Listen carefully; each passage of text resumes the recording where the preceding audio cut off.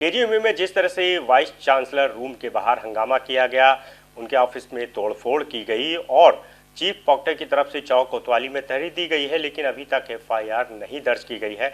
आखिर इससे जो है केजीएमयू प्रशासन में किस तरह का रोष है, मेरे साथ सर मौजूद है।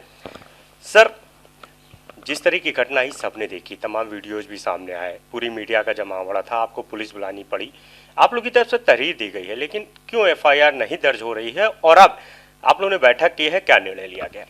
देखिए, हमने उसी दिन एक मांग पत्र भेजा था, तो हमारी दो मांगे थी। एक तो कैंपस में सुरक्षा व्यवस्था प्रदान की जाए, सुदृढ़ की जाए, जिससे जो पिछले 10-15 दिन से बहुत सारे संगठन वीसी ऑफिस में पहुंच जाते थे और वहां पे डिस्टर्बेंस क्रिएट करते थे। और दूसरा कि जिन लोगों ने ये किया है, क्योंकि पूरे देश का मीडिया वहाँ था, सबने फोटो खींचा है, उनके खिलाफ जो भी कानूनी कार्रवाई बनती हो की जाए। पहली मांग हमारी पूरी हो गई है कि वहाँ पे सुरक्षा के जेएमयू में और वीसी के ऑफिस के चारों तरफ बहुत अच्छी बढ़ा दी गई है। इसका आभार हम लोगों ने व्यक्त किया सरकार को। दूसरी, मुकदमा लिखे न जाने पर एफआईआर के हमारे जितने भी संगठन थे, उनकी जॉइंट बैठक थी, उन लोगों में रोष था। उन लोगों का मत ये था कि आज ही से हड़ताल कर दी जाए फ्लैश। लेकिन मैंने उन लोगों को समझाया कि जो मरीज बाहर से हैं, आ गए हैं, उनको अगर फ्लैश करोगे तो उनकी दिक्कत होगी, जिनकी उनकी कोई गलती नहीं है। तो फिर अंत में निर्णय हुआ कि 24 घंटे तक अभी ऐसा कुछ नहीं किया जाएगा और मुख्यमंत्री और डिप्टी सीएम जो हमारे विभागीय मंत्री भी हैं को प्रत्यावेदन भेज दिया गया है। अभी आप लोगों से बात करने के बाद मैं उनसे समय भी लूँगा कि वो हमारे मामले को सुलझाएं, जिससे कोई ऐसी अपरिस्थिति न हो जिससे मरीजों को दिक्कत हो।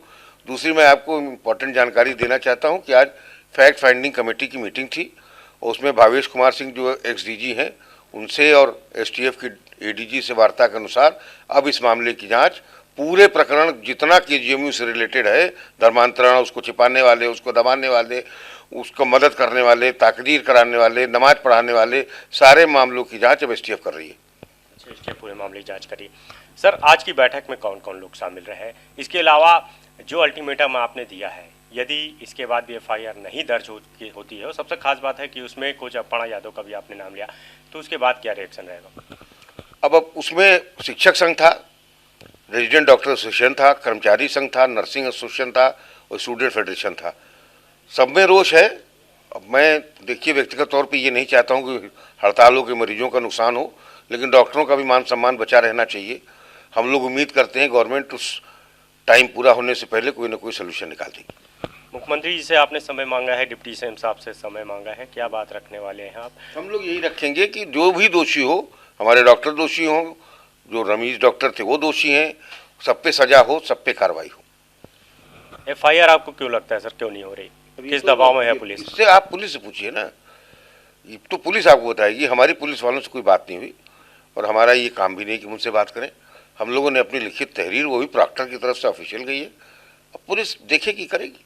सर, छोटे छोटे मामलों में पुलिस जो है बिना जांच के मुकदमा दर्ज करती है। सोशल मीडिया पे तमाम ऐसे वीडियो आते हैं जिनका संज्ञान लेके एफआईआर दर्ज हो जाती है। यहाँ तो सीधे वीसी के ऑफिस में और उनकी खुद सुरक्षा पे भी सवाल उठ गए। तमाम केजीएमयू में एमयू में जो है स्टूडेंट हैं, प्रोफेसर हैं, महिला हैं, तो ऐसे में नहीं लगता सर कि एफआईआर हो जानी चाहिए? क्यों संघर्ष करना पड़ रहा है? ये इस प्रश्न का जवाब मेरे पास नहीं है और न मैं इसका कोई जवाब देने के अधिकृत हूँ। पुलिस का एक अपना तरीका है, आप पुलिस से पूछें तो आपको ज़्यादा अच्छा उत्तर मिलेगा। सर, एक बात और निकल के आई है, रमीज मलिक, उसके तमाम संपर्क में ये सामने आ रहा है कि जब वो फरार रहा है तो उसके नेटवर्क में तमाम जो है यहाँ के जो डॉक्टर्स हैं, तमाम लोग जो है उसकी सहायता कर रहे थे, उसकी मदद कर रहे थे। उसमें क्या कोई सच्चाई है, जानकारी है? आपका क्या कहना? इसीलिए हम लोगों ने एसटीएफ की जांच का स्वागत कर रहे हैं और वो कर रहे हैं ना। अब इन सब चीज़ों पे हम कैसे जांच करते हैं? मान लो कि कोई दूसरे जगह का आदमी है, बाहर का है, बाहर रहता है, तो हमारी नोटिस पे तो आता नहीं वो, न हम लोग उतने सक्षम हैं। हम तो जब तक एसटीएफ को नहीं जा रही थी, फैक्ट्स ऐसे थे कि कुछ हमारे सामने आए तो हम उनको संकलित करके दे दें। इन सब की चीज़ जो प्रदेश की बहुत सफल एजेंसी है एसटीएफ, या अगर सरकार चाहेगी तो एसआईटी बना के भी करेगी। तो ये सर किसकी तरफ से जांच सौंप दी गई एसटीएफ को? किसकी तरफ से सौंप दी गई? एसटीएफ के एडीजी से जो इस समिति के मेंबर थे, उनकी वार्ता के अनुसार अब ये जांच एसटीएफ करेगी। सर, पीएफआई कनेक्शन निकल के आ रहा है कि केजीएमयू में वो भी फैल रहा था। इसकी भी जांच एसटीएफ करेगी।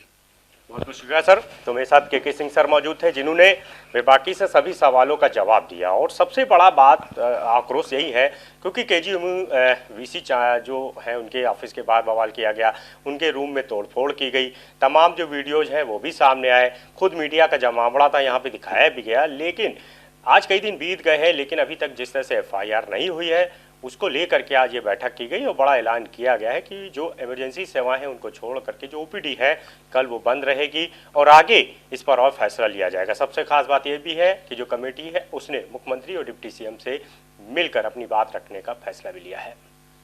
कैमरा से रोहित साथ अनूप कुमार, भारत समाचार, लखनऊ।